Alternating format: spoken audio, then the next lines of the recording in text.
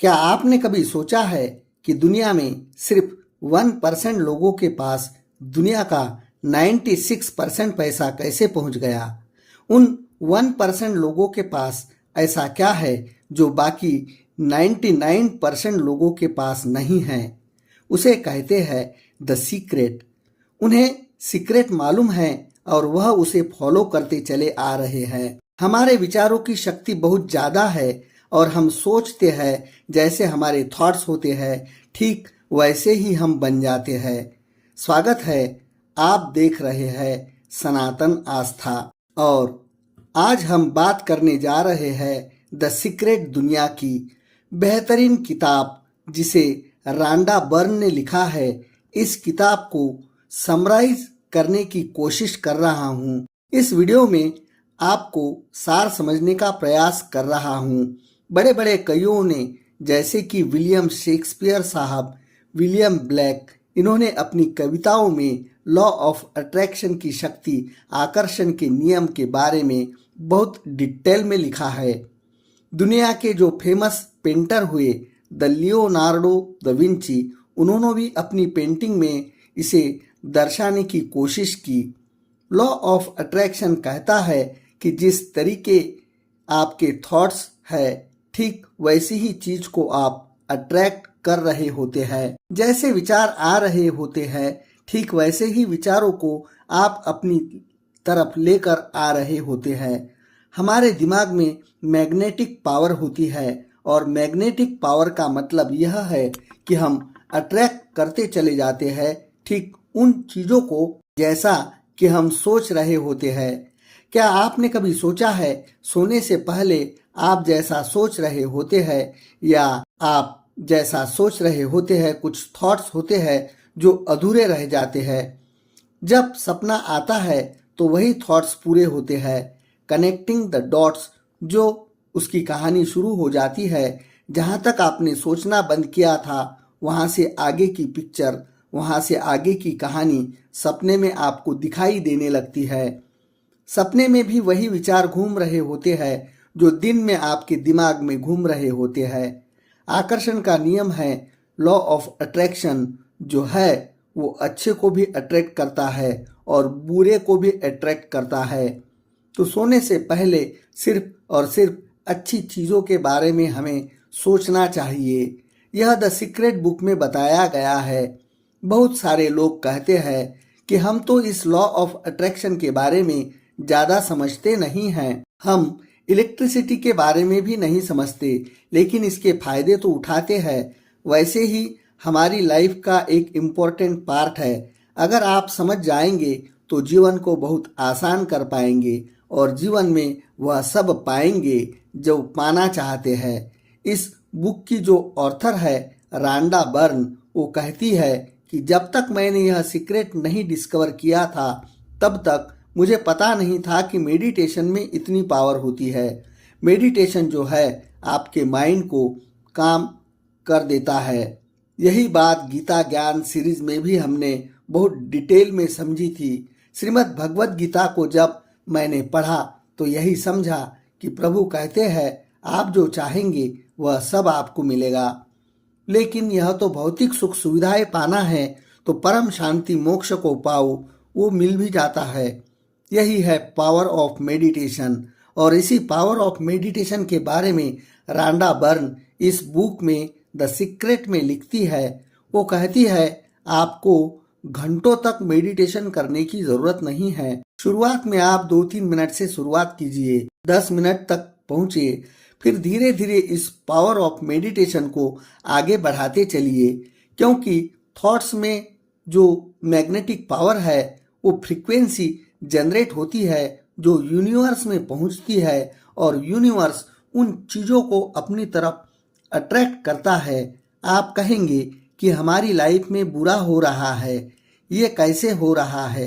क्योंकि कई बार हम नेगेटिव थॉट्स माइंड में इतने हावी कर देते हैं कि यूनिवर्स वही सब हमारी लाइफ में लेकर आ जाता है, जिसके बारे में हम सोच रहे होते हैं कि ऐसा ना हो जाए, ऐसा ना हो जाए, ऐसा ना हो जाए, और वैसा ही हो जाता है।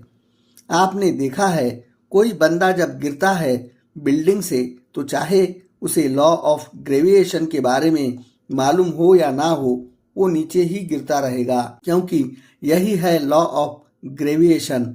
ठीक वैसे ही चाहे आपको लॉ ऑफ अट्रैक्शन के बारे में मालूम हो या ना हो, लॉ ऑफ अट्रैक्शन उसी तरीके से काम कर रहा होता है जिस तरीके से आपके दिमाग में विचार घूम रहे होते हैं।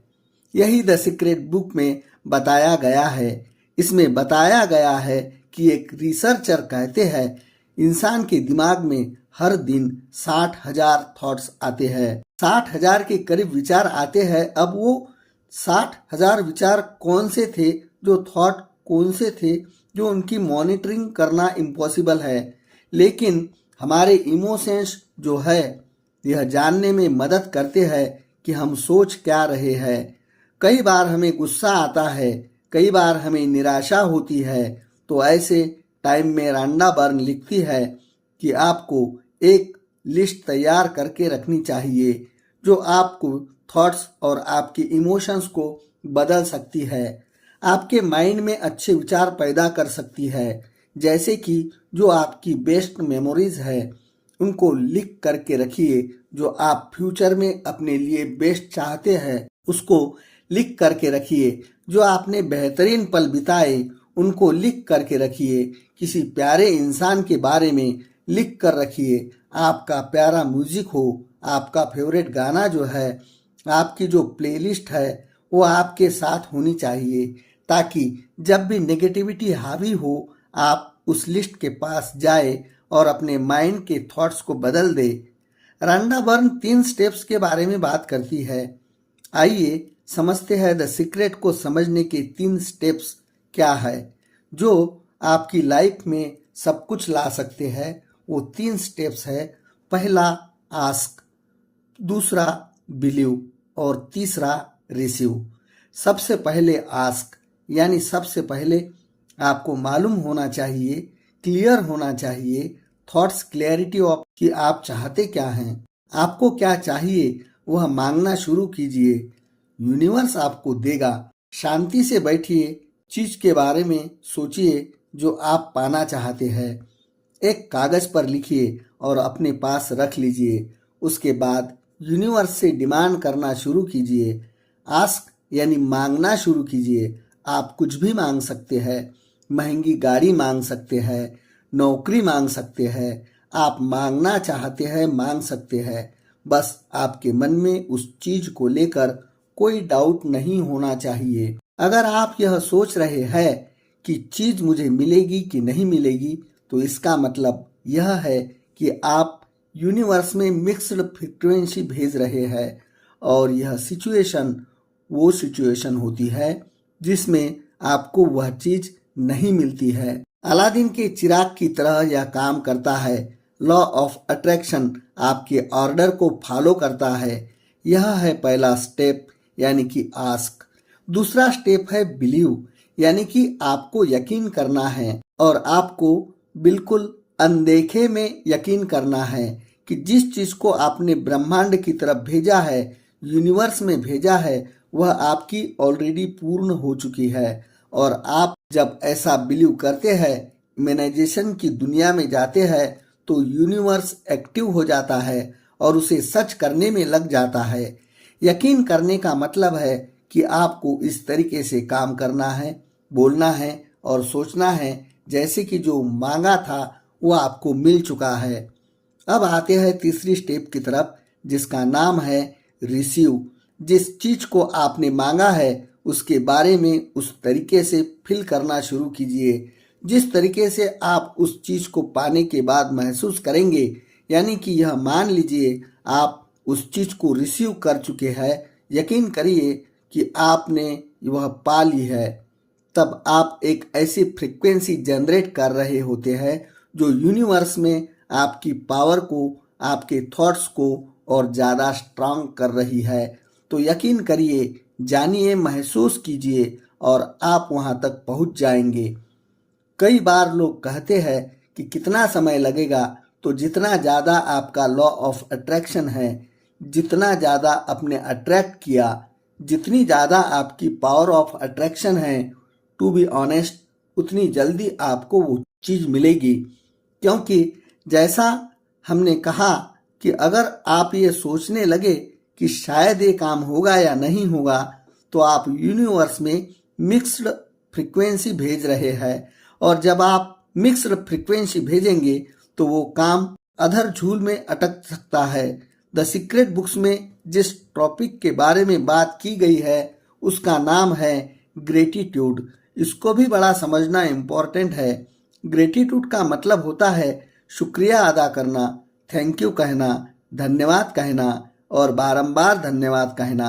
अगर आप महंगी गाड़ी खरीदना चाहते हैं और आपके पास में एक सेकंड हैंड गाड़ी है, एक सेकंड हैंड कार आप चला रहे हैं, तो आपको यह नहीं कहना कि कितनी गंदी कार चला रहा हूँ। आपको यह कहना है कि यूनिवर्स आपका धन्यवाद। आप ऊपर वालों को जिस नाम से पुकारते हैं, उन्हें याद करते हैं, कहिए कि आपका धन्यवाद कि आपने मुझे इस लायक तो बनाया, लेकिन अब एक छोटी सी ख्वाहिश और इच्छा है, और वह है एक महंगी गाड़ी लेने की। क्या आप मुझे वहाँ तक पहुँचा सकते हैं?